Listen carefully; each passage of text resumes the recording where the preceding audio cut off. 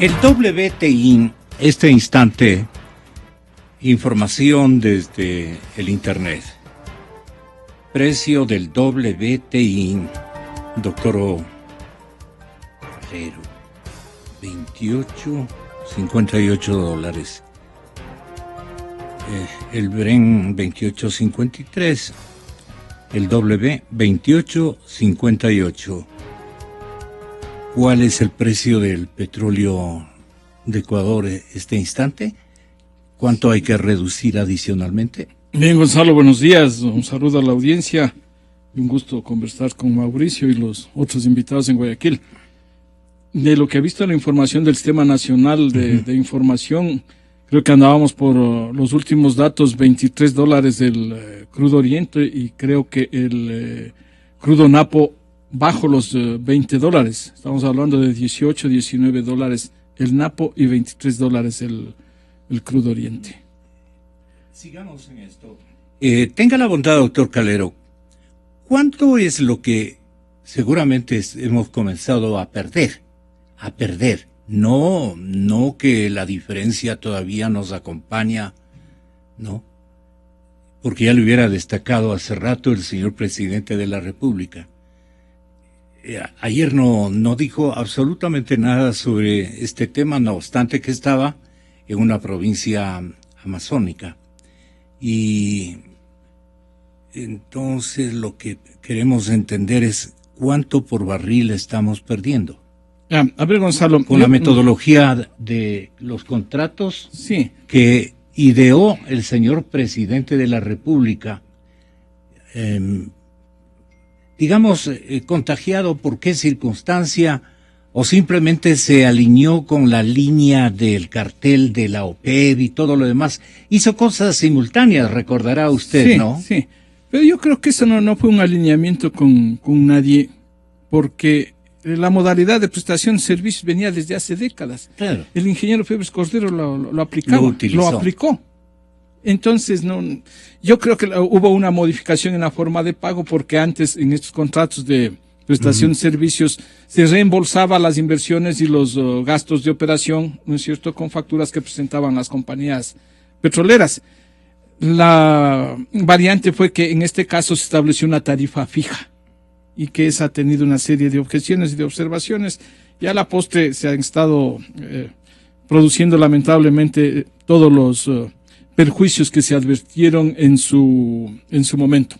Mire, Gonzalo, el asunto es que existen varios bloques de contratos o modalidades que están adoptando. Poder decirle con la cotización del día se está perdiendo tanto me parece inoficioso y no sería muy serio. Pero sí creo que el asunto va por el orden conceptual, y con algún ejemplo y de algunos promedios podríamos establecer algunos datos, algunas cifras.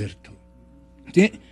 Si nosotros tenemos en los contratos renegociados, por ejemplo, Gonzalo, un promedio de $32 de tarifa, promedio de los contratos renegociados, y si aplicamos lo que dice la propia ley de hidrocarburos, y asumamos que el promedio, porque lo otro es que aquí tenemos que hablar en el tema del precio del petróleo del promedio del año.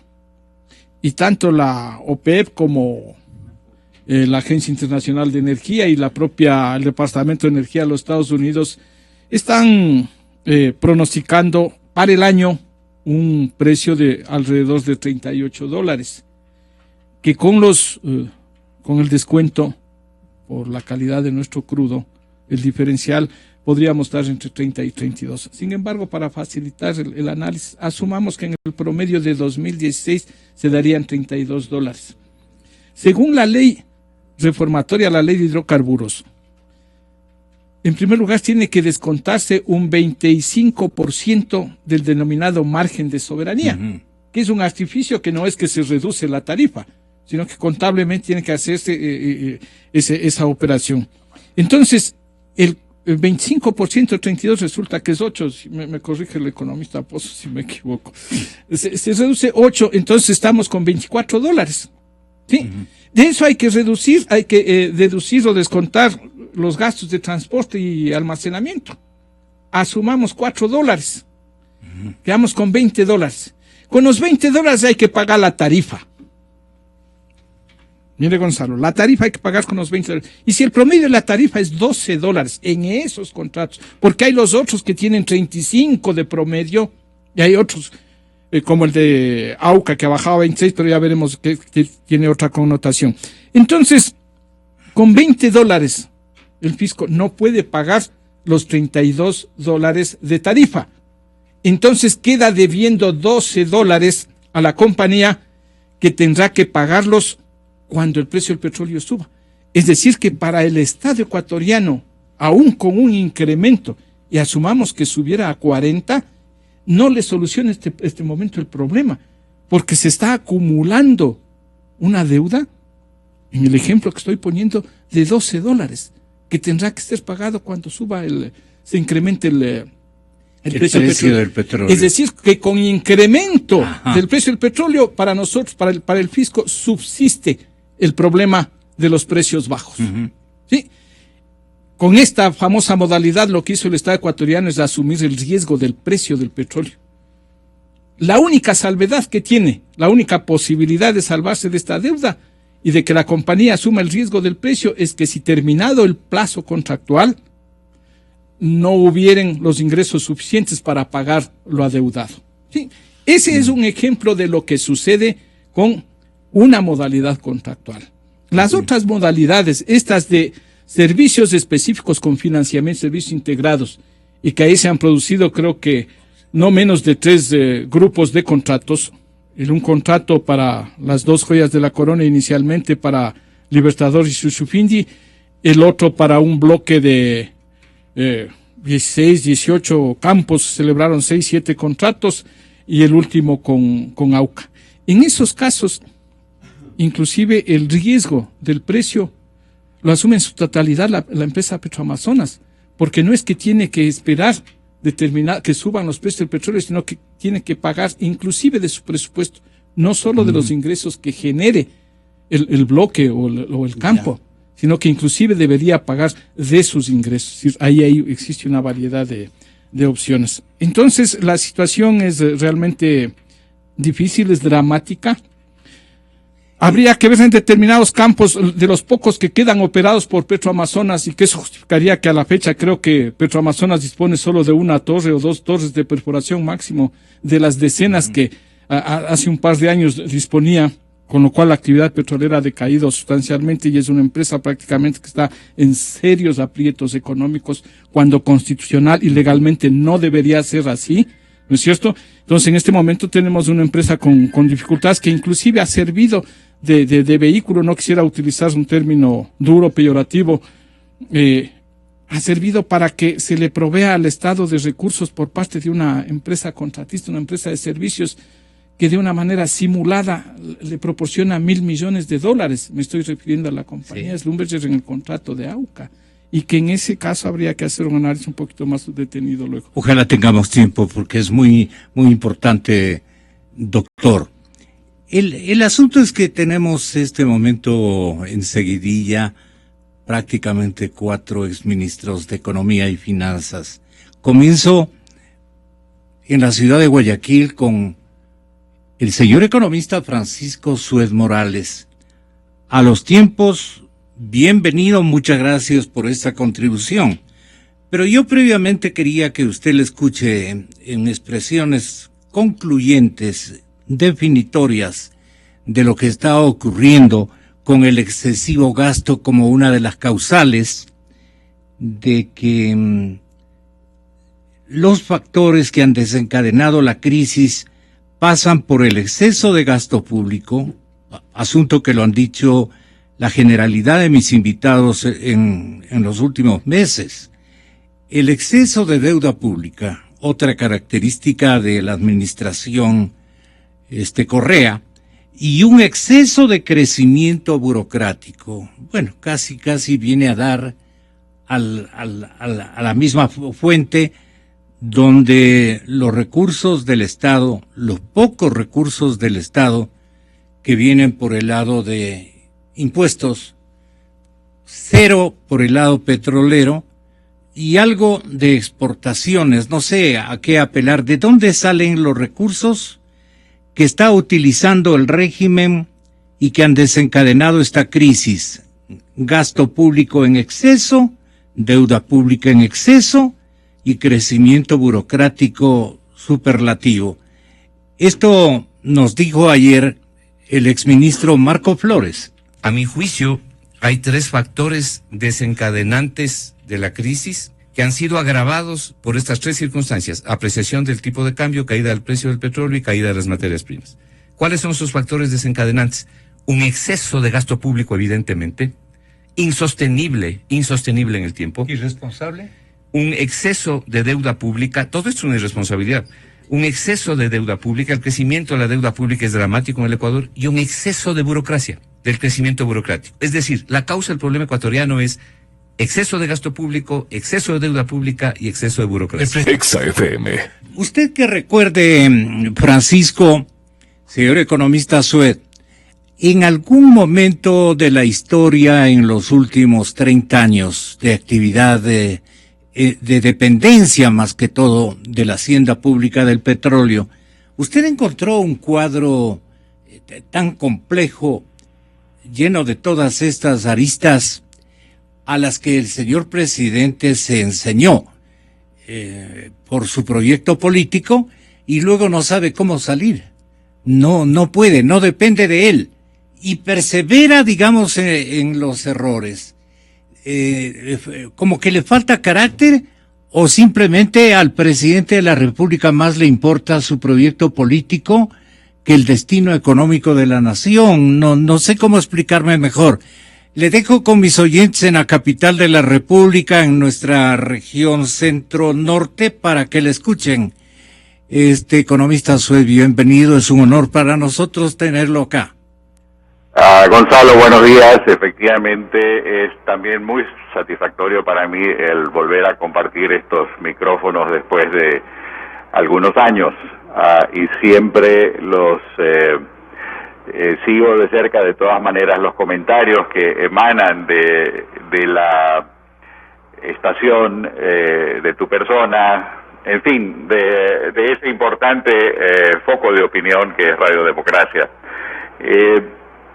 Bueno, ya hubiera yo querido tener un petróleo de $20, ¿no? Cuando había momentos en que tenía de 6 y de $5, y más adelante, en el año 1998, pues de $4. Efectivamente, eran circunstancias dramáticas. Y el problema actual es que simplemente esta plataforma económica de gobierno fue una plataforma diseñada exclusivamente para expandir el gasto público. Es que ese puede ser el problema, pero ese fue el impulsor, lo que se conoce técnicamente como el driver, ¿no? El que maneja, la variable de control, lo que determinó que el gasto público durante el presente gobierno pase del 22% del PIB al 45%, en otras palabras, de una quinta parte a casi la mitad. Y eso determinó que toda una serie de actividades en la economía pasen a depender exclusivamente de lo que se hacía o no se hacía desde el gobierno central. Todos los ecuatorianos, de alguna manera directa, indirecta o circunstancial, pasamos a ser rentistas del gasto público, por la sencilla razón que representan la mitad de la economía. Claro, hay rentistas bien pelucones, ¿no? Hay aquellos que verdaderamente hicieron buenas lanas, y eso al compás de un gasto de miles de millones de dólares. La situación esta de la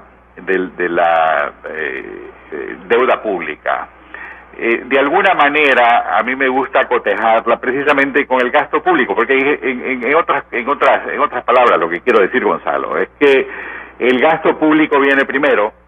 Ahora, ¿cómo financio el gasto?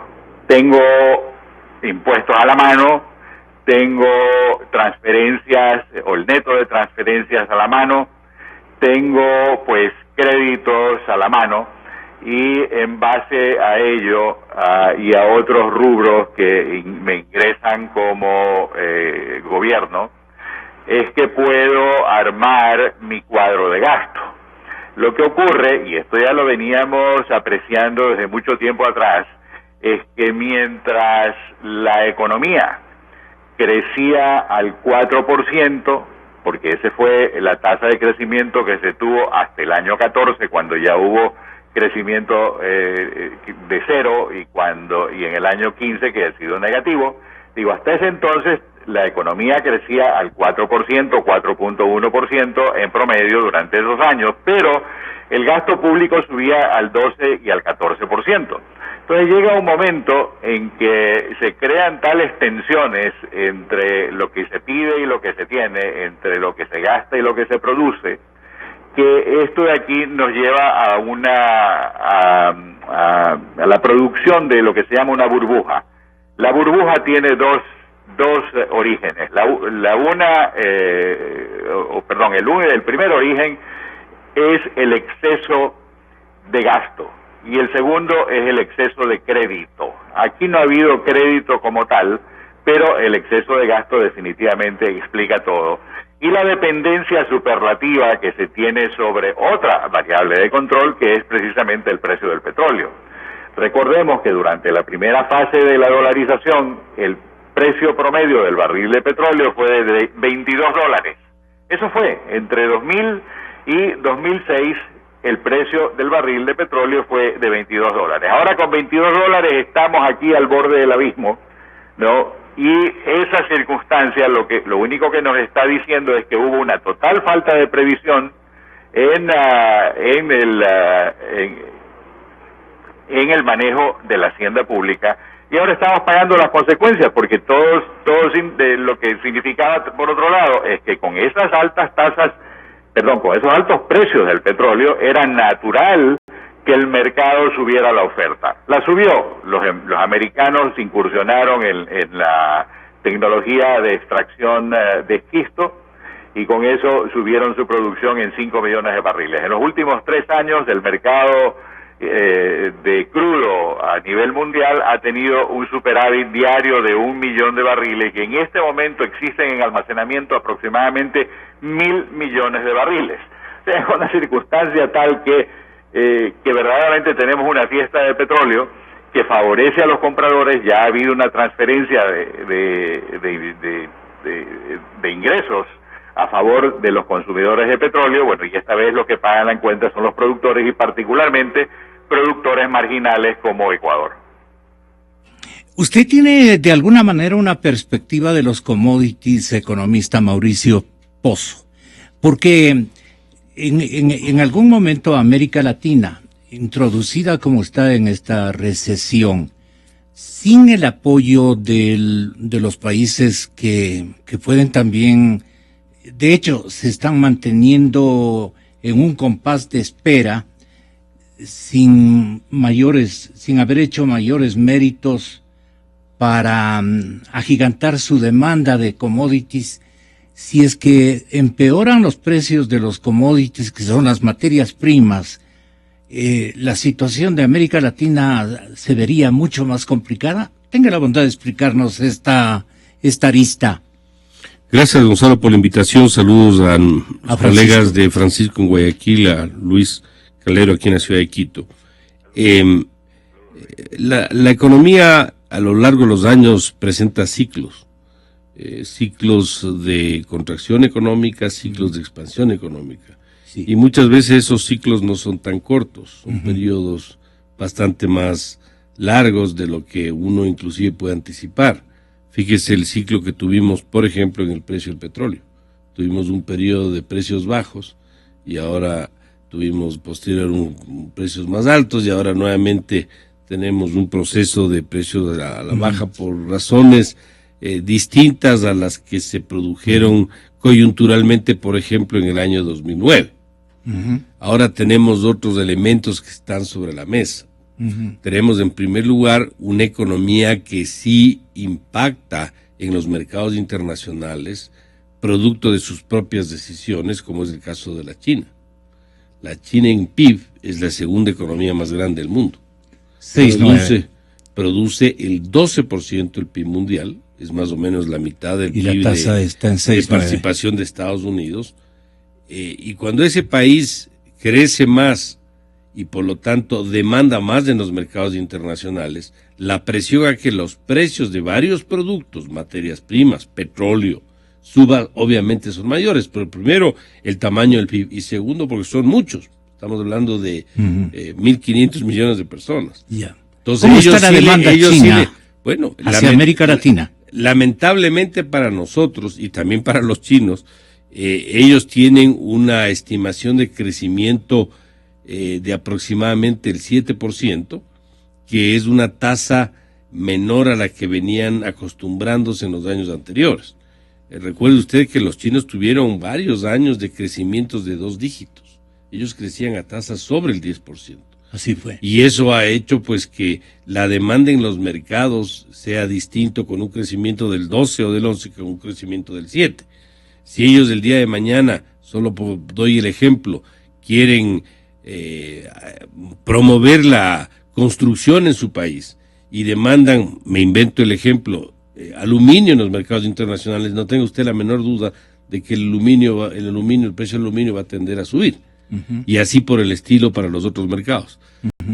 Tenemos también ahora lo que ya explicó Francisco sobre el asunto de la suficiencia de energía norteamericana, que sin duda es un actor importante, y a esto se empiezan a sumar otros elementos, como es la participación también de Irán, que es otro jugador importante en estas ligas. No nosotros, bastante marginales por cierto, pero sí países que tienen obviamente una ponderación más alta. Así que sí creo que esos elementos son de una manera u otra los que participan en este tipo de procesos. Pero yo sí quiero, si me permite Gonzalo, hacer una opinión sobre el tema del impacto del precio del petróleo. Nosotros en el Ecuador tuvimos la oportunidad hace un poco más de 13 años, 14 ya, de poder ir gradualmente en el tiempo reduciendo la dependencia de ingresos petroleros para el financiamiento del presupuesto del Estado.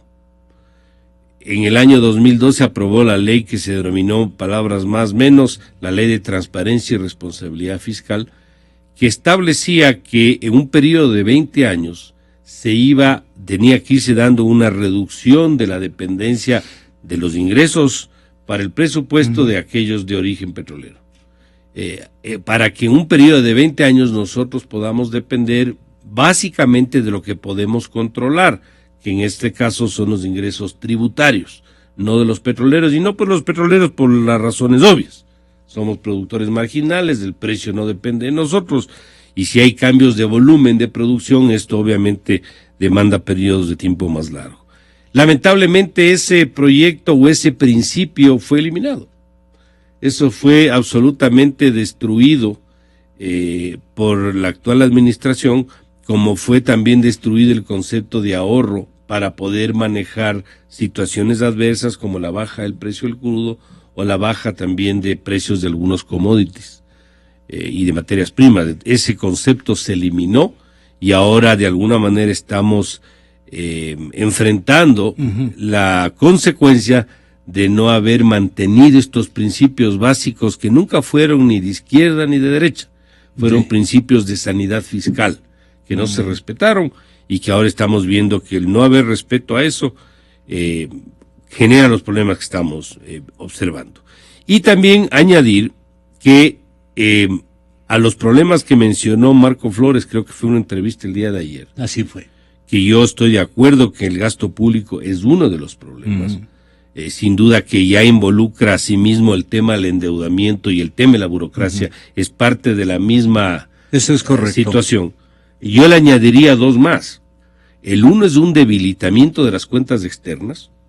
El Ecuador ha sufrido un debilitamiento de las cuentas externas, me refiero al problema del desbalance comercial, que no lo ha tenido históricamente, por cierto, esto vale recordar, el Ecuador no ha sido tradicionalmente un país deficitario en el comercio exterior, ha sido superavitario en el comercio exterior. Paradójicamente, cuando mejor nos ha ido, es cuando empezamos a reducir los niveles del balance, porque obviamente las importaciones se dispararon, atadas a un problema de exceso de gasto público, básicamente. Entonces, un problema externo, donde está el comercio exterior involucrado, donde está un financiamiento caro, externo involucrado, donde la deuda también juega su rol, y donde está un tema de inversión extranjera involucrado, que también.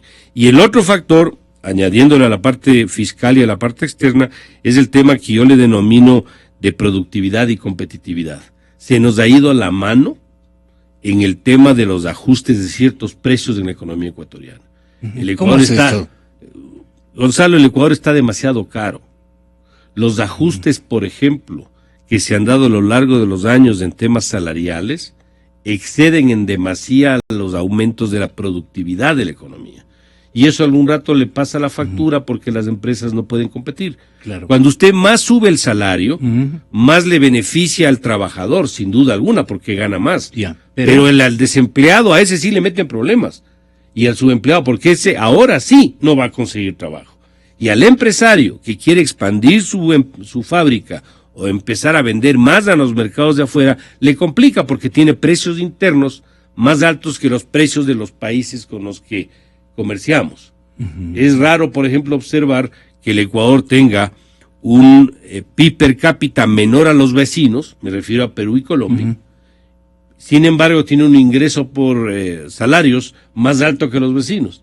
Entonces, ¿cómo es que el uno tiene más PIB per cápita que el otro por precisamente haber abusado de ciertos precios? Estoy dando uno de ellos, que es importante, el precio de los salarios, para poder competir y poder expandir y poder mejorar el tema este. Entonces, estos tres problemas en la actual circunstancia económica se expresan en un problema adicional que para mí es el más complicado en este momento, que es el tema de la liquidez. Liquidez del sector privado, que no encuentra el crédito necesario para poder subsistir, y liquidez del Estado, que no tiene para pagar sus obligaciones por el exceso de gasto, y adicionalmente empieza a acumular atrasos que termina redundando en problemas también del sector privado. Ahora ese fenómeno se amplifica y aumenta, quiero entender, señor economista Sued, también por el tema del miedo, del temor.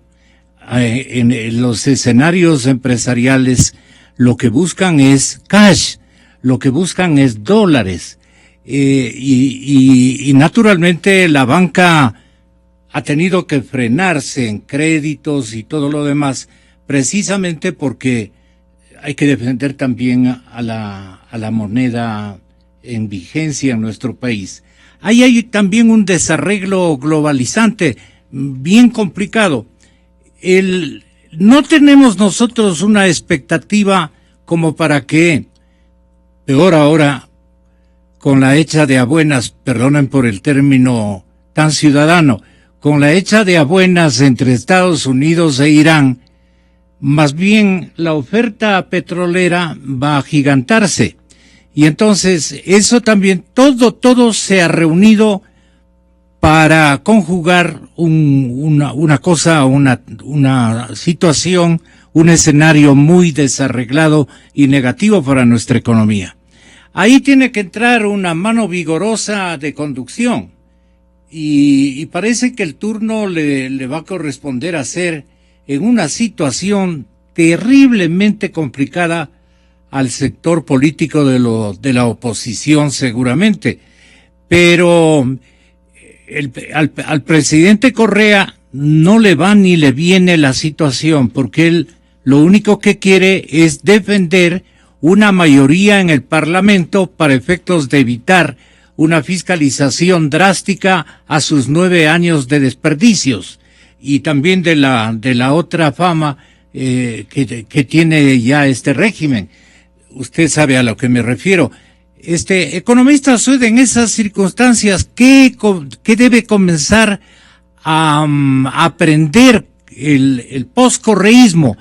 Usted nos podría indicar desde la esencia puramente del manejo económico, ¿a qué tiene que acostumbrarse el país o empresa privada y especialmente cómo hacemos para que no siga el presidente Correa endeudando más y más y más a la nación? Bueno, la mejor reflexión que puedo hacer al respecto de eso, Gonzalo, es la reflexión propia. Lo que nos tocó me tocó a mí en lo personal como ministro de Finanzas entre 1984 y 1986 enfrentar. Teníamos una economía que había, una infraestructura, una economía en general que había sufrido los estragos del fenómeno del Niño del 82-83, que fue espantoso. No había acceso a los mercados de capital. La deuda pública, tanto con bancos como con el Club de París, superaba era 108% mayor que la economía, superaba el tamaño de la economía. El endeudamiento del primer boom. ¿Perdón? Recuerdo el endeudamiento del primer boom petrolero de los 70 a finales. Habíamos heredado, recuerde que en el año 82 hubo la cesación de pagos de México y todo ese andamiaje de endeudamiento externo se cayó, y antes de eso pues Ecuador había iniciado la famosa carrera del endeudamiento agresivo. No, hay gente que vivimos alrededor de eso y lo conocemos y lo entendemos.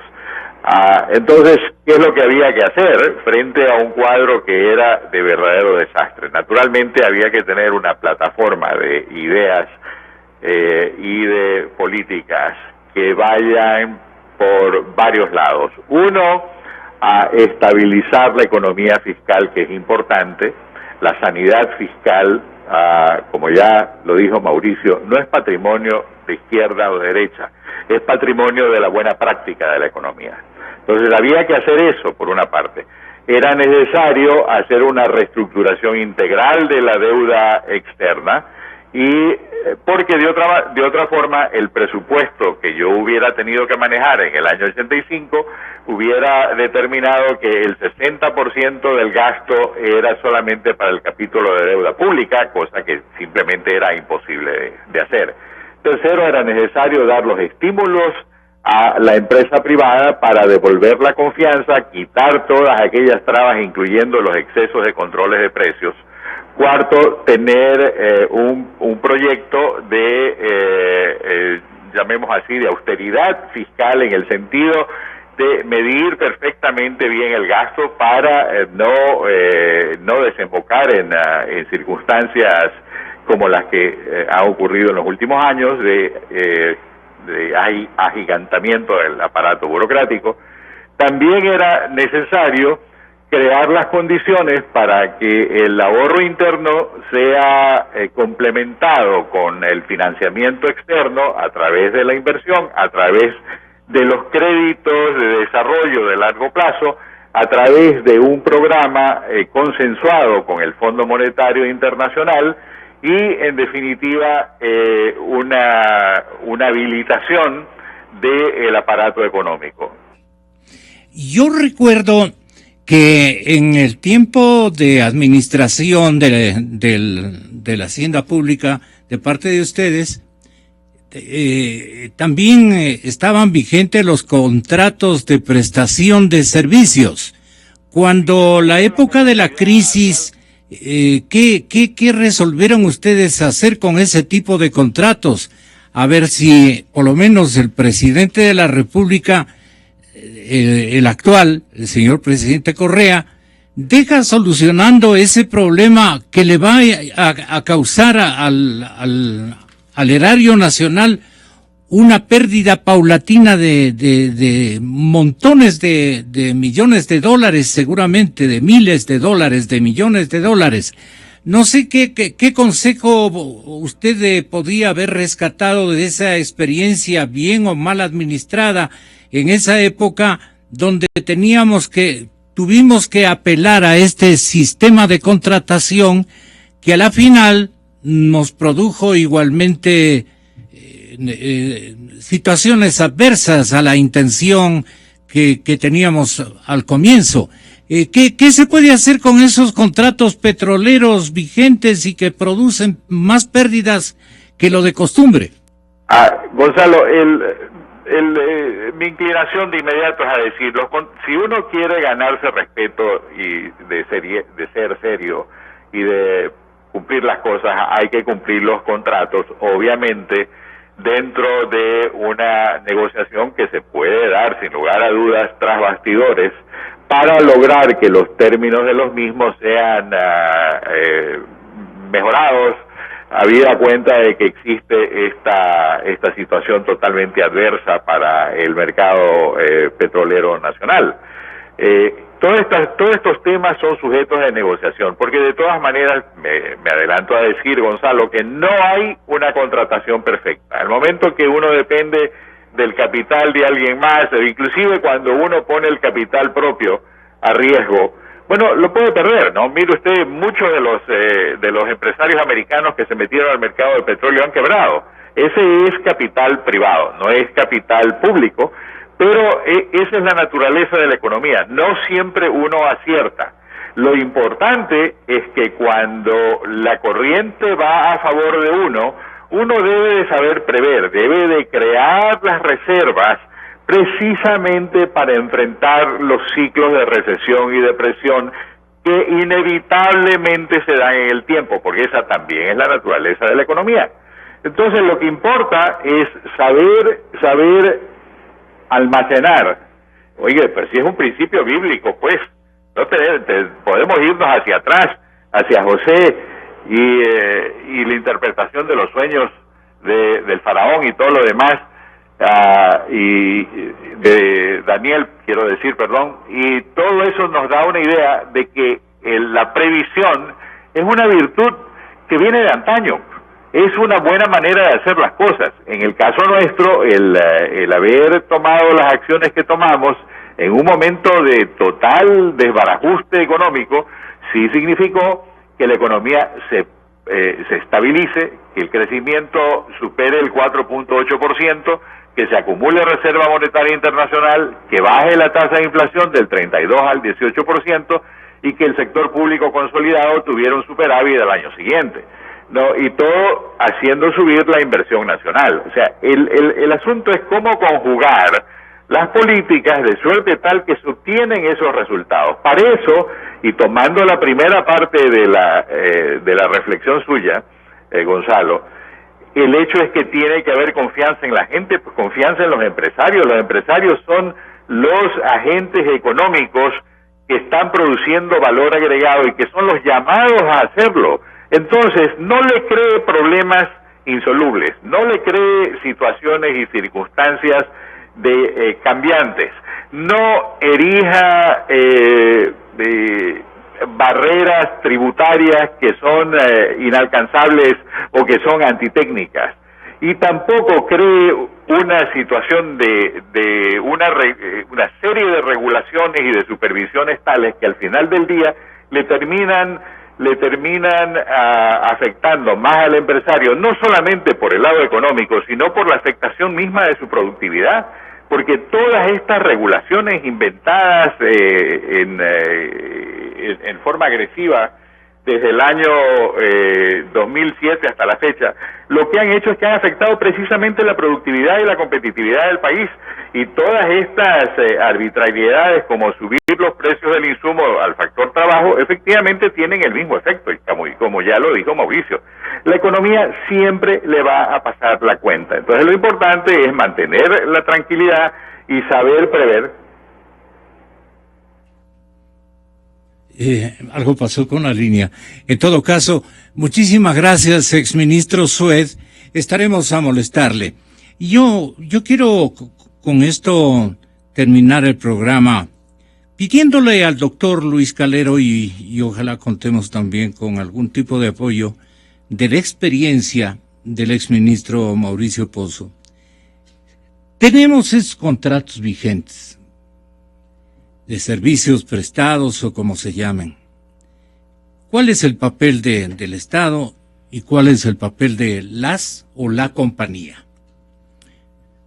Si es que a mí, en una tratativa, perdone por un término medio judicial, la tratativa que he hecho con determinada empresa me está provocando, por un cambio rotundo del mercado, de las expectativas que teníamos al firmar esos contratos de prestación de servicios, cambia la situación en los mercados, en la demanda, en la oferta, qué sé yo.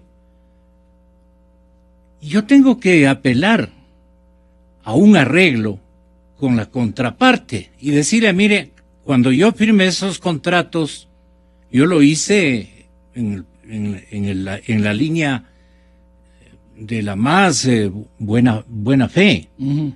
Pero hoy usted está reconociendo que yo estoy trabajando para mantenerle a usted que realmente no me está dando nada de contraparte. Así es que arreglemos esta situación, pues yo no puedo seguir perdiendo ese montón de dinero. Y yo creo que la contraparte va a entender. Y si no entiende, someterse, digamos, a que yo le pague cuando tenga.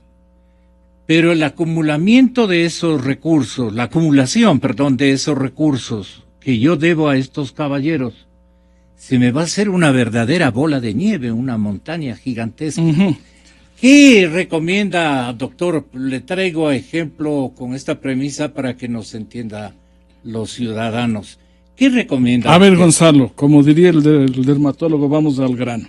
Mire, el asunto es que yo estoy de acuerdo total y absolutamente con la estabilidad contractual, con la seguridad jurídica, sí, siempre y cuando hubiera existido como premisa el respeto a la Constitución en primer lugar, el respeto a la institucionalidad en su conjunto. Y entonces unos contratos forjados en ese entorno, con esas premisas, obviamente que resultan ser respetados en el tiempo, en su vigencia, ¿sí? Y en circunstancias especiales aplicarse algunas cláusulas excepcionales, como lo voy a decir luego. Pero la Constitución, no estoy seguro si el artículo 407 o el 408 establece que en explotación de recursos naturales no renovables, el Estado percibirá por lo menos los mismos ingresos que la empresa privada a la cual se le delegare esa explotación. Y entonces la pregunta es, esta modalidad, esta variante que el gobierno se inventó para los contratos de prestación de servicios, esta modalidad de los contratos de servicios específicos con financiamiento, uh-huh, que se ha celebrado para las joyas de la corona y para otro tipo de contratos, uh-huh, ¿cumplen o no cumplen con esta norma constitucional? De que el Estado por lo menos tenga los mismos beneficios que la empresa privada a la cual se le delegare la explotación de recursos naturales no renovables. Entonces, una vez que se haga ese análisis, habrán muchas respuestas. ¿Sí? Yo dudo mucho, no es que dudo, tengo la certeza de que no se respetó la normativa constitucional, de que la legislación de hidrocarburos, aún las reformas, no se adecuaron a las nuevas disposiciones constitucionales, a la nueva normativa constitucional. En homenaje al tiempo, mire, Gonzalo, generalmente todos los contratos a nivel internacional y aquí, obviamente, contemplan cláusulas de fuerza mayor. Y yo creo que, por ejemplo, si se incendiara un pozo de una compañía en un campo que una compañía privada esté explotando, obviamente que la compañía invocará fuerza mayor para solicitar la suspensión del contrato, para diferir el cumplimiento de algunas obligaciones. Aquí se están incendiando los precios. Y como el Estado, con esta modalidad mala dada, asumió el riesgo del precio del petróleo, el Estado estaría en la posibilidad de invocar la cláusula de fuerza mayor para diferir, para postergar, para modificar esta relación perniciosa que en este momento le está causando perjuicio. Yo creo que esa sería una de las opciones. He escuchado en Corrillos, no lo digo con mucha certeza, de que habría la intencionalidad de que se ha recomendado modificar, retornar nuevamente a los contratos de participación. Alguien puede haber sugerido eso. Y si alguna sugerencia podría hacer en ese... Alguien a quien le conviene. Es posible. O alguien que se arrepintió ya de haber recomendado esta variante del contrato de prestación de servicios. Yo digo que una modalidad muy dúctil que prevé la Constitución es la de economía mixta. Y con la constitución de una compañía de economía mixta se puede atender fácilmente la disposición constitucional de que el Estado perciba por lo menos los mismos niveles de ingresos, de beneficios, que las compañías privadas en explotación de recursos naturales no renovables. Eso Pero es eso para el mediano plazo. Cambiando la modalidad. La modalidad, pero eso es una eventualidad de una renegociación. Pero yo sí creo que en determinados campos en los que el Estado ecuatoriano esté perdiendo, el ejemplo que yo ponía hace un momento al inicio, que si al Estado le van quedando $20 y tiene que pagar 32 y va acumulando para los años sucesivos una deuda, creo que definitivamente amerita la aplicación de la cláusula de fuerza mayor para una revisión de plazos, una revisión de obligaciones, una revisión contractual, respetando el contrato. Si el contrato prevé una cláusula de fuerza mayor, aplicarla, invocarla, no significa romper los contratos. Porque las condiciones van a perseverar por un tiempo bastante grande este momento. Me explico mejor. El escenario de oferta-demanda del petróleo, que es el que establece los costos de producción y los costos finales, los precios finales del hidrocarburo, estos van a permanecer durante por lo menos unos 3 años más, ¿usted cree? ¿O pueden haber insucesos tipo guerras, tipo lo que está en este momento en boga, que son esos ejércitos terribles con contenidos de ejercicio de piratas y de terrorismo, que pueden, digamos, cambiar el rumbo de la oferta-demanda de petróleo en los mercados internacionales?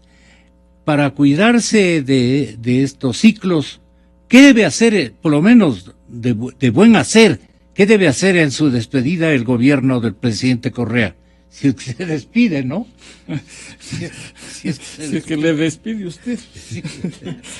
Le dice a Mauricio. Usted le está despidiendo. No. Gonzalo, obviamente el predecir qué puede pasar con el precio del petróleo es casi como predecir el tipo de cambio del dólar con el euro. O sea, es absolutamente irracional. No sé si irracional es la palabra más adecuada, pero muy difícil en todo caso hacer. Lo que sí es verdad es que las razones por las cuales el petróleo está en los niveles actuales son razones de más estructura de las que se pudo haber visto en algún momento, lo que sugiere de que es bastante más probable de que el petróleo se sitúe más o menos en los porcentajes actuales, que vuelva a subir a los que tuvimos el año 2010 o 2011, obviamente. Esa posibilidad es bastante más remota. Aquí yo sí quisiera hacer un paréntesis. Hasta ahora no me queda claro por qué el gobierno no optó por buscar en su momento, ahora es imposible, un seguro del precio del crudo. No sé por qué no se lo hizo. ¿Sabe que le sugerían a cada momento? No sé por qué no se lo hizo. En este programa, especialmente Luis Calero. Sí, no sé por qué no se lo hizo. Yo creo que en algún momento algo se habló y siempre hay oposición para estas cosas, pero esto es bastante más pragmático y bastante más realista que no hacerlo. Y ahora estamos viendo lo que nos cuesta no haber tomado una decisión de esa naturaleza, cuando ya es tarde y ahora no tiene sentido alguno. Pero en todo caso, si usted incorpora lo que ha sucedido, diciendo que por cada dólar que baje el precio del crudo, en promedio en el año, porque no hay cómo hablar de lo que pase en una semana, sino en promedio en el año, usted va a tener un impacto de más o menos unos $70 millones por dólar de baja en el precio. Es decir, si yo presupuesté a 35, que eso por cierto ya se quedó largo, porque no estamos en esos promedios, a lo que podría ocurrir, hablemos de 25 en promedio en el año, puede ser obviamente distinto, usted tiene 10 por 7, es decir, tiene más o menos 700 millones de ingreso menos y por lo tanto más necesidad de deuda o más hueco fiscal. Entonces, si usted me pregunta qué hay que hacer, aquí hay que hacer lo que siempre dije que hay que hacer. Aquí hay que pragmatizar la política económica. ¿Y eso? Hay que armar un programa económico, Gonzalo. El Ecuador no tiene un programa económico. Un programa económico no es recibir la plata por impuestos y petróleo y gastarse en lo que se decida. Un programa económico exige metas de reservas, límites, metas de gasto, límites, instrumentos, acuerdos internacionales, rol del sector privado, rol del sector público. Y no hay cómo salirse de ese guión. es que no hay país que quiera salir de situaciones difíciles sin un programa, sin un norte. Programa no hay cómo salirse del programa, pues. No es como que, lo han hecho pero ellos. es lo mismo que una prescripción médica. Pues el médico le hace un diagnóstico a usted. Le dice, no coma grasas, no coma azúcar. Si usted empieza a comer grasas y azúcar, obviamente va a seguir con el problema. Entonces tiene que enrumbarse el Ecuador en una ruta clara, con una suerte de shock de confianza que se reciba, para poder empezar a recuperar el tiempo perdido y lo que nos está ocasionando un desorden como el que hemos visto se ha producido a lo largo de los años. Aquí, examinando la situación de la economía, más allá de las enmiendas,